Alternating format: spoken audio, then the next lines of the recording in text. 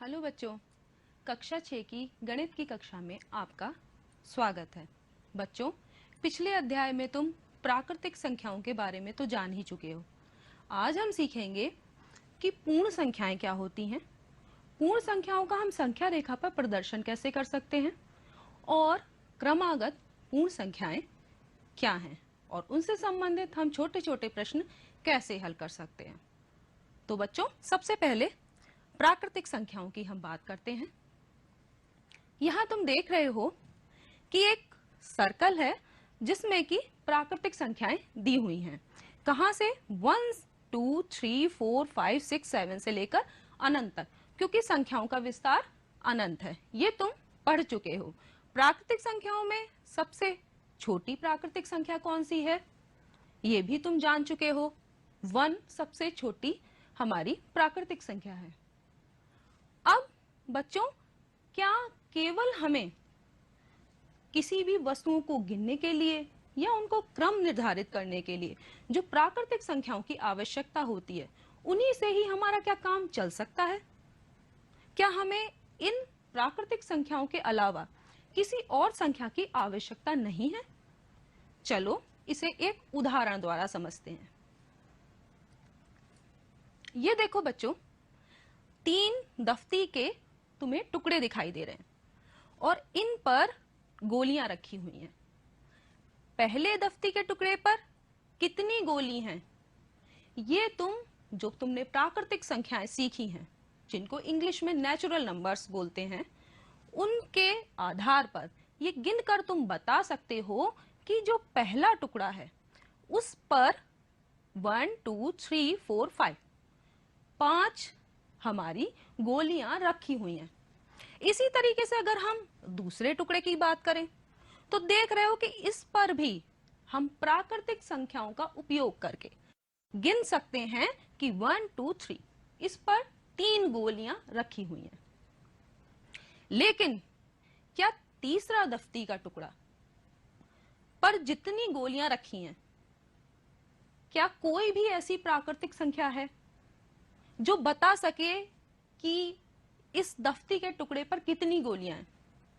क्योंकि यहां तो गोलियां हैं ही नहीं, यानी तीसरे वाले दफ्ती के टुकड़े पर गोलियों की संख्या 0 है, 0।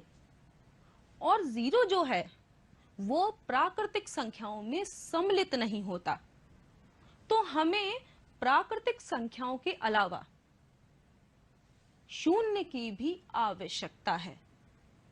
तो इसी वजह से संख्याओं का, जो प्राकृतिक संख्याएं, उनका विस्तार किया गया और उसमें 0 को भी सम्मिलित किया गया और तब हमारी संख्याएं पूर्ण हो गई, क्योंकि 0 की कमी थी। और फिर क्या किया हमने?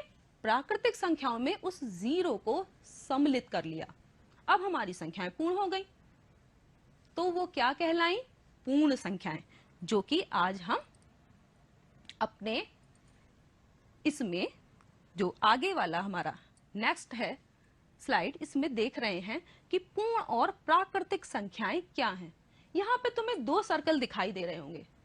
एक बड़ा सर्कल है जो ग्रीन कलर का है और एक जो ये ब्लू सर्कल है। 2 सर्कल है ना। जो छोटा सर्कल है वो किसका है? वो प्राकृतिक संख्याओं का है। और जो बड़ा वाला सर्कल है वो किसका है? वो पूर्ण संख्याओं का है। दोनों में अंतर तुम देख रहे हो कि जो पूर्ण संख्याओं का सर्कल है उसमें ये छोटा सर्कल जो कि प्राकृतिक संख्याओं का है, सम्मिलित है, समाहित है। और पूर्ण संख्याओं और प्राकृतिक संख्याओं में क्या अंतर है कि पूर्ण संख्याओं में 0 भी हमारा सम्मिलित होता है प्राकृतिक संख्याओं के अलावा। तो देख रहे हो कि सभी जो प्राकृतिक संख्याएं हैं वो पूर्ण संख्याएं हैं, लेकिन सभी पूर्ण संख्याएं प्राकृतिक नहीं हैं। क्यों नहीं है? क्योंकि प्राकृतिक संख्याओं में 0 सम्मिलित नहीं होता, इसीलिए सभी पूर्ण संख्याएं प्राकृतिक नहीं होती। लेकिन सभी प्राकृतिक संख्याएं पूर्ण संख्याएं होती हैं, क्योंकि पूर्ण संख्याओं में 0 के अलावा सभी प्राकृतिक संख्याएं आती हैं। तो हमारी पूर्ण संख्याएं क्या हो गई? 0, 1, 2, 3, 4, 5, 6, 7 से लेकर अनंत तक। ये अनंत का चिन्ह है बच्चों, इसे पहचान लो। अनंत का मतलब है संख्याओं का विस्तार अनंत है। कितनी भी बड़ी पूर्ण संख्या तुम सोच लो अपने दिमाग में, उससे बड़ी भी कोई ना कोई पूर्ण संख्या अवश्य होगी। ठीक है, तो हम सबसे छोटी पूर्ण संख्या कौन सी है ये बता सकते हैं, लेकिन सबसे बड़ी पूर्ण संख्या कौन सी होगी ये हम नहीं बता सकते। अब तुम यहां देख ही रहे हो कि सबसे छोटी पूर्ण संख्या कौन सी है। तो देखो, पूर्ण संख्याओं का प्रारंभ कहां से है? 0 से। तो 0 क्या है? सबसे छोटी पूर्ण संख्या। और सबसे बड़ी की बात करें तो हर एक पूर्ण संख्या कितनी भी बड़ी आप क्यों ना ले लो, उसकी एक उत्तरवर्ती संख्या, उत्तरवर्ती तो तुम जानते होगे, यानी किसी भी संख्या के ठीक बाद आने वाली संख्या, जिसको इंग्लिश में सक्सेसर बोलते हैं। तो हर एक पूर्ण संख्या की, कितनी भी बड़ी पूर्ण संख्या आप सोचें, उसकी उत्तरवर्ती संख्या भी अवश्य मौजूद है।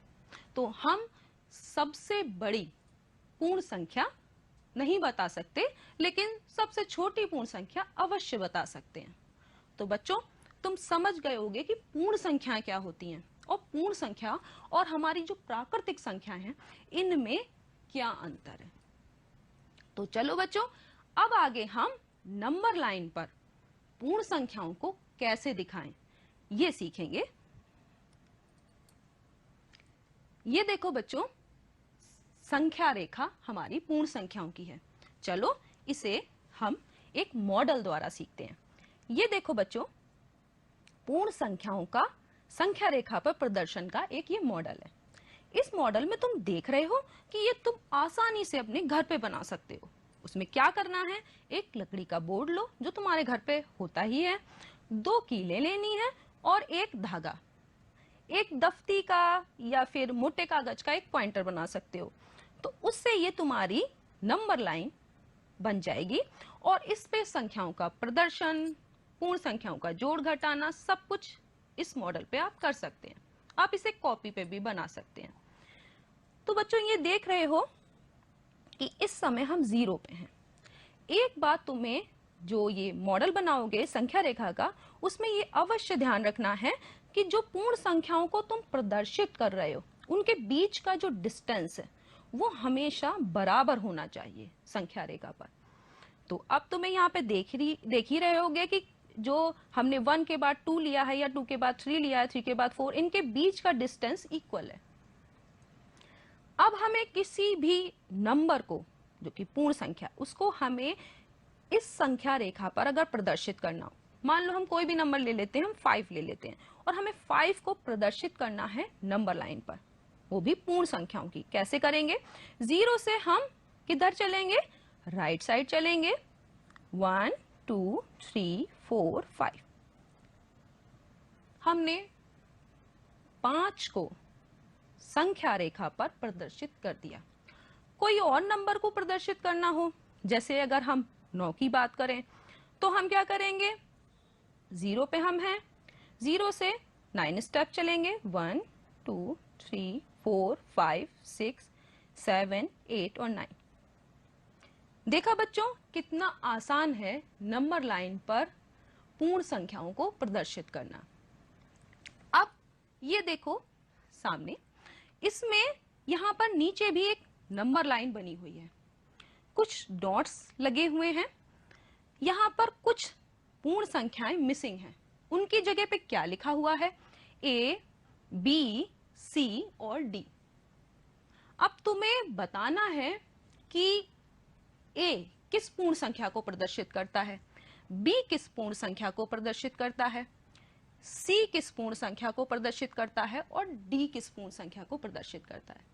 तो सामने तुम पूर्ण संख्याओं की संख्या रेखा देख ही रहे हो।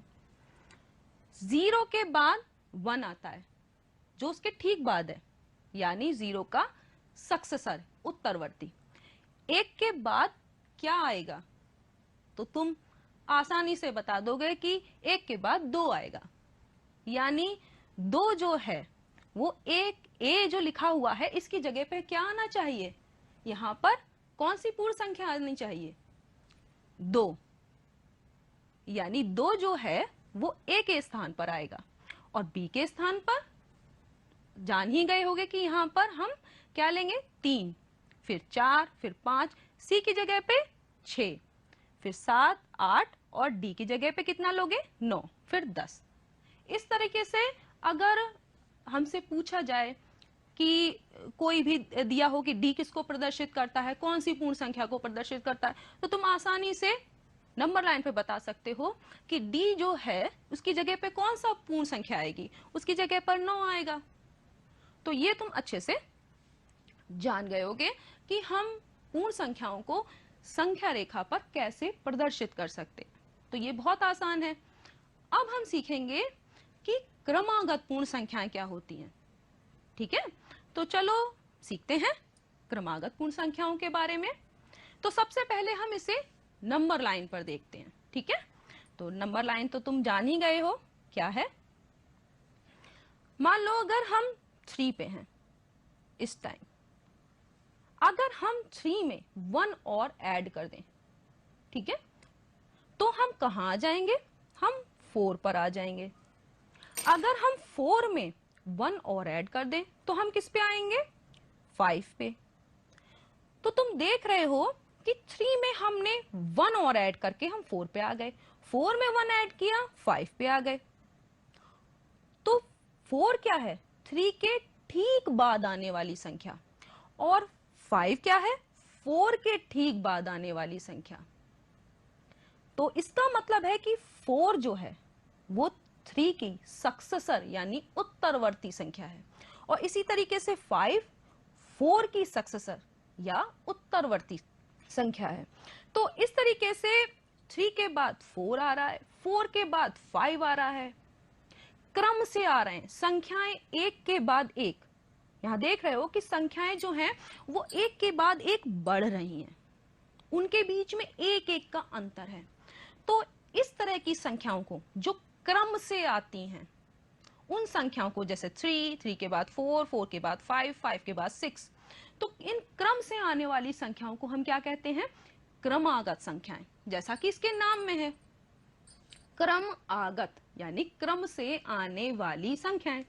बहुत आसान है, इंग्लिश में इसे कॉन्सिक्यूटिव नंबर्स बोलते हैं। ठीक है, अब इसी तरीके से हम आगे भी देख सकते हैं। जैसे हम इस समय 7 पे हैं, 7 से हम 1 ऐड करके 8 पे आ जाएंगे, 8 में 1 ऐड करेंगे 9 पे आएंगे, 9 में 1 ऐड करेंगे 10 पे आ जाएंगे। तो इस तरीके से यहां पर भी देख रहे हो कि 8 जो है, 8 7 के ठीक बाद आने वाली संख्या है, और ऐसे ही 9 8 के ठीक बाद आने वाली संख्या है। तो ये हो गई क्रमागत संख्याएं, यानी क्रम से आने वाली संख्याएं जिनके बीच में कोई गैप नहीं है। तो यहां पर कुछ पूर्ण संख्याओं के समूह दिए हैं जो कि क्रमागत हैं। अब हमें यह देखना है कि ये जो 3 समूह हैं, इनमें से कौन से क्रमागत पूर्ण संख्याओं का समूह है। तो मैंने अभी तुम्हें बताया था कि क्रमागत पूर्ण संख्याएं क्या होती हैं। तो चलो इनको चेक करते हैं। यहां देखो, ये है 7 के बाद हमने 1 ऐड किया 8 आ गया, 8 के बाद हमने 1 ऐड किया 9 आ गया। तो ये क्रम से आ रही हैं 7 8 9, तो ये क्या हो गई, क्रमागत संख्याएं। तो ये जो समूह दिख रहा है, जो पहला वाला समूह है, वो क्रमागत पूर्ण संख्याओं का समूह है। अगला देखो, यहां लिखा है 18 में 1 ऐड किया 19 में 1 ऐड किया 20 आता है, और यहां है 21। इसका मतलब क्या है कि ये समूह जो है वो क्रमागत पूर्ण संख्याओं का समूह नहीं है। तुमने आसानी से छांट लिया। अगला देखो, इस तीसरे समूह में यहां लिखा है 52 में 1 ऐड करेंगे 53 में 1 ऐड करेंगे 54। तो ये जो है, ये क्रमागत पूर्ण संख्याओं का समूह है। तो बच्चों, तुम आसानी से समझ सकते हो कि क्रमागत पूर्ण संख्याओं का समूह अगर छांटने को बताया जाए तो तुम निकाल लोगे कि कौन सा क्रमागत पूर्ण संख्याओं का समूह है। अगर संख्याएं क्रम से आ रही हैं तो वो क्रमागत पूर्ण संख्याओं का समूह है। अब जो है इन्हीं क्रमागत पूर्ण संख्याओं से संबंधित छोटे छोटे प्रश्नों को हम ब्लॉक मेथड से भी आसानी से खेल खेल में जोड़कर सीख सकते हैं। तो चलो स्टार्ट करते हैं। ये देखो बच्चों, ये एक ब्लॉक है। यहां तुम देख रहे हो कि ये एक ग्रीन ब्लॉक जो है वो पूर्ण संख्या 1 को प्रदर्शित करता है। यानी अगर हमें 1 को दिखाना है तो हम एक ग्रीन ब्लॉक रखेंगे। तो अगर हमने 2 ग्रीन ब्लॉक रखे, इसका मतलब कौन सी पूर्ण संख्या को हम इससे प्रदर्शित कर रहे हैं? 2 को। संख्या 2, ये 2 ग्रीन ब्लॉक प्रदर्शित कर रहे हैं। ठीक है। अब इसकी अगर हमें क्रमागत पूर्ण संख्या निकालनी हो तो क्या करेंगे? इसमें एक ब्लॉक और ऐड कर देंगे, सम्मिलित कर देंगे। तो अब की बार अगर इसकी क्रमागत संख्या हमें निकालनी है तो हमें कितने ब्लॉक लेने होंगे? 3 ब्लॉक। हमने एक ब्लॉक बढ़ा दिया। अगर हम इसको पहली संख्या माने तो ये कौन सी हो गई? ये दूसरी संख्या हो गई, जो कि क्रमागत है, क्रम से आने वाली। इसके बाद अगर हमें तीसरी निकालनी है क्रमागत संख्या, तो ब्लॉक की संख्या कितनी होगी? एक और बढ़ जाएगी। तो बढ़ाओ, 1 2 3 एंड 4। तो आप देखा कि ये तीसरी संख्या हमारी निकल आई, जो कि क्रमागत पूर्ण संख्याएं हैं। पहली क्रमागत पूर्ण संख्या क्या है? 2। दूसरी क्या है?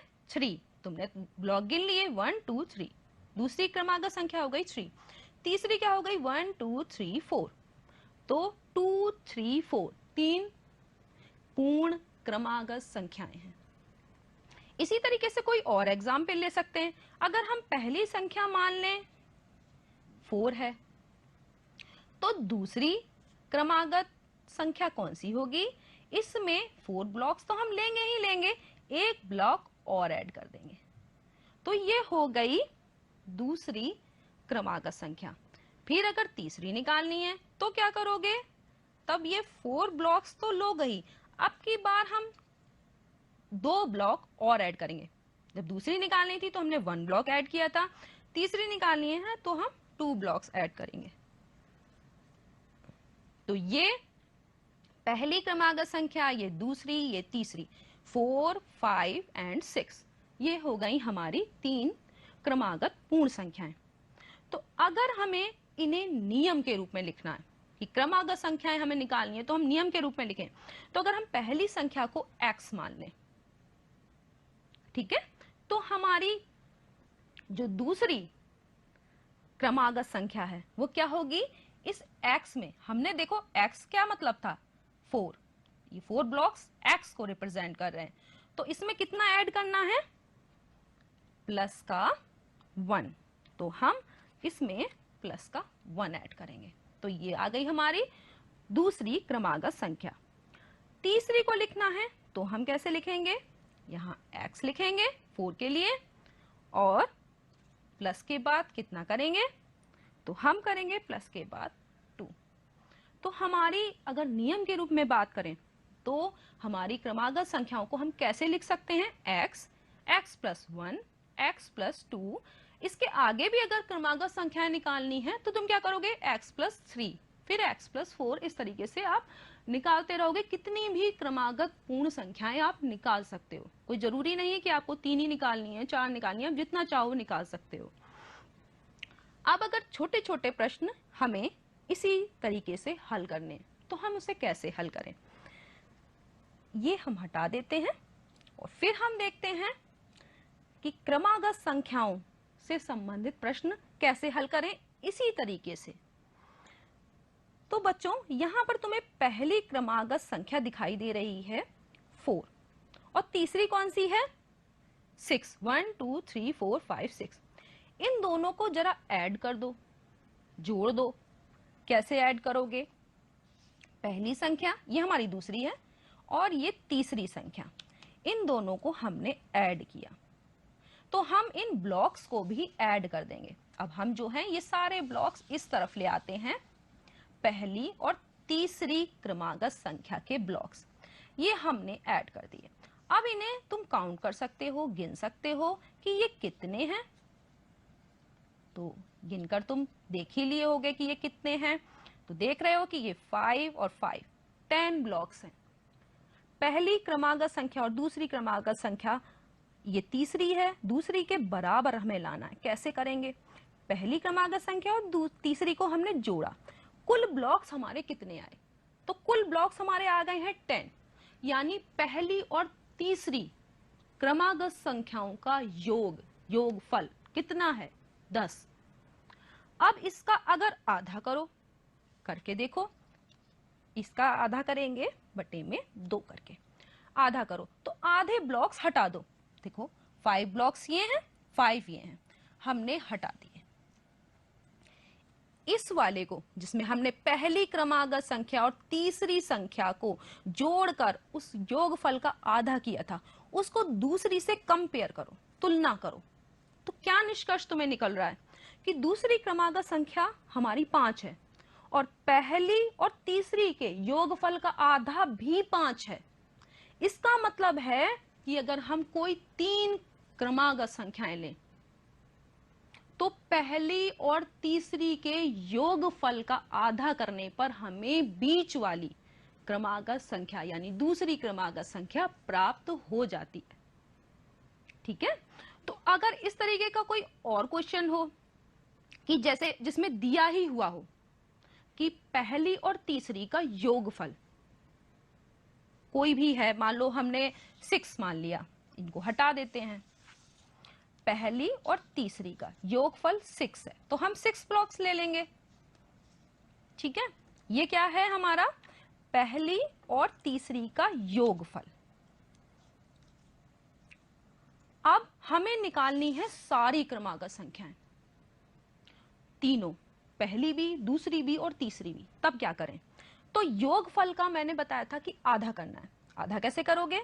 ये योगफल है, इसका आधा, ये योगफल दिया हुआ है, आधा करो तो क्या करोगे? 3 ब्लॉक्स हो जाएंगे। तो ये 3 ब्लॉक क्या हो जाएंगे? ये आ जाएगी हमारी दूसरी क्रमागत संख्या। ठीक है, जब हमने पहली और तीसरी का योगफल जो कि दिया हुआ था उसका हमने आधा कर दिया, वो आ गई हमारी बीच की यानी दूसरी क्रमागत संख्या। अब हम क्या करेंगे? पहली और तीसरी कैसे निकालें? तो बच्चों बहुत आसान है। देखो, पहली और तीसरी निकालने के लिए जो दूसरी क्रमागत हमारी संख्या आई है उसके ठीक एक पहले वाली संख्या यानी उससे ठीक एक कम, जिसको हम पूर्ववर्ती संख्या भी कहते हैं, तो वो होगी पहली संख्या। यानी इसमें अगर 3 ब्लॉक्स हैं तो इसमें कितने होंगे? 2, एक कम। और तीसरी जो क्रमागत संख्या होगी उसमें एक ब्लॉक ज्यादा होगा क्योंकि वो 1 ऐड करने पर प्राप्त होगी। तो हम इसमें कितने रखेंगे? 1, 2, 3 एंड 4, 4 ब्लॉक्स रख देंगे। तो अब तुम्हें, अगर हमारे पास कोई क्वेश्चन था जिसमें कि पहली और तीसरी का योगफल दिया हुआ था तो हमने क्या किया? उसका आधा कर दिया, वो आ गई हमारी बीच की संख्या।